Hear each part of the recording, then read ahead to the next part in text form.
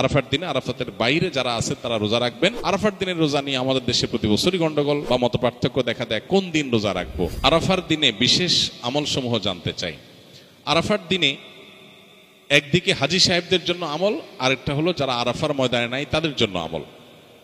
যারা হাজী সাহেবরা আরাফার ময়দানে অবস্থান করছেন তাদের জন্য ওই দিনের সবচেয়ে শ্রেষ্ঠ আমল হলো লা ইলাহা ইল্লাল্লাহু ওয়াহদাহু লা শারীকা লাহু লাহুল মুলকু ওয়া লাহুল হামদ ওয়া হুয়া আলা কুল্লি শাইইন কাদির। এটা মহব্বতের সাথে অর্থ বুঝে ধীরে ধীরে বারবার করে পড়তে থাকে, এটা হলো সবচেয়ে বেশি প্রয়োজনীয় কাজ। কেন? কারণ নবী করিম সাল্লাল্লাহু আলাইহি ওয়াসাল্লাম বলেছেন যে খায়রুদ দুআ দুআউ ইয়াউমি আরাফা, আরাফাত দিনের দোয়া হলো শ্রেষ্ঠ দোয়া। ওয়া খায়রু মা কুলতু আনা ওয়ান নাবিয়্যুনা মিন ক্বাবলি, নবীজি বলেছেন আমি আর আমার পূর্বের যত নবী রাসূল এসেছেন সবাই যত দোয়া আল্লাহর কাছে করেছে এর মধ্যে সবচেয়ে উত্তম হলো এটা, লা ইলাহা ইল্লাল্লাহু ওয়াহদাহু লা শারীকা লাহু লাহুল মুলকু ওয়া লাহুল হামদু ওয়া হুয়া আলা কুল্লি শাইইন কাদির। আল্লাহ ছাড়া সত্যিকারের কোনো মাবুদ নাই।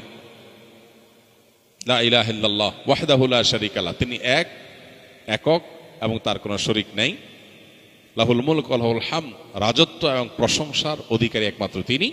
ওয়া হুয়া আলা কুল্লি শাইইন কাদির, তিনি সব কিছু করতে সক্ষম।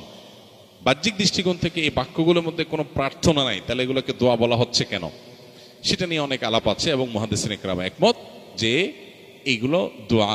এখানে আল্লাহ রাব্বুল আলামিনের কাছে পরোক্ষভাবে নিজের চাওয়াকে পেশ করা হচ্ছে, আল্লাহর শক্তিমত্তার কথা জাহির করে আল্লাহর কাছে নিজের সবকিছুই নিবেদন করা হচ্ছে পরোক্ষভাবে, এটাও দোয়াই। তো এটা হলো আরাফার ময়দানে যারা হাজির অবস্থান করবেন তারা সবচেয়ে বেশি পড়বেন।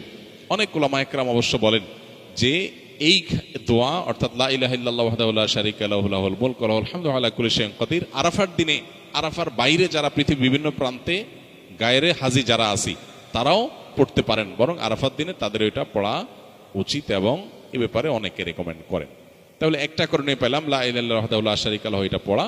এবং আরাফাতের দোয়াকে সবচেয়ে শ্রেষ্ঠ দোয়া বলা হয়েছে, এই জন্য হাজী সাহেবরা বিশেষ করে যারা সেখানে অবস্থান করছেন ওই দিন একবারে সূর্য ডুবা পর্যন্ত, জোহর থেকে নিয়ে সূর্য ডুবা পর্যন্ত পুরো সময়টা দোয়ার ভিতরে ডুবে থাকা, এটা হলো সবচেয়ে বড় কাজ। আর যারা আরাফায় নাই, আরাফার বাইরে আছে, যারা হজে যাচ্ছেন না, তারা আরাফার দিনটাতে তারা রোজা রাখবেন। আরাফার দিনের রোজা নিয়ে আমাদের দেশে প্রতি বছরই গন্ডগোল বা মত পার্থক্য দেখা দেয়, কোন দিন রোজা রাখবো।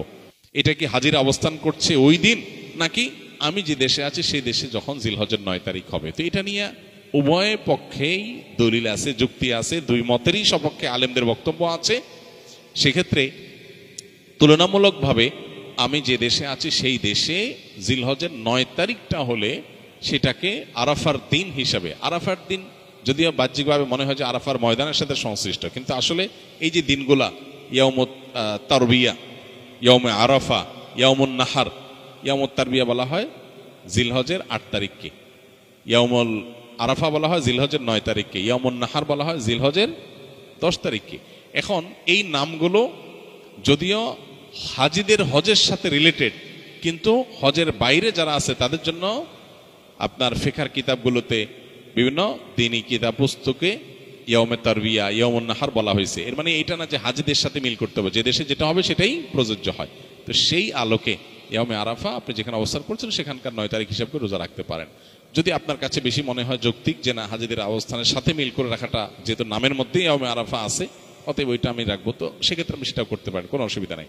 কোন কোন রেওয়ায়েতের আলোকে জিলহজের প্রথম ৯ দিনের প্রত্যেক দিন রোজা রাখা উচিত, কারণ মা মিন আইয়ামিন আল আমালুস সালিহু ফিহিন্না আহাব্বু ইলাল্লাহ মিন হাযিহিল আইয়াম, বুখারীর হাদিস রয়েছে। এই দশকটাতে এমনি নেক আমল করা উচিত।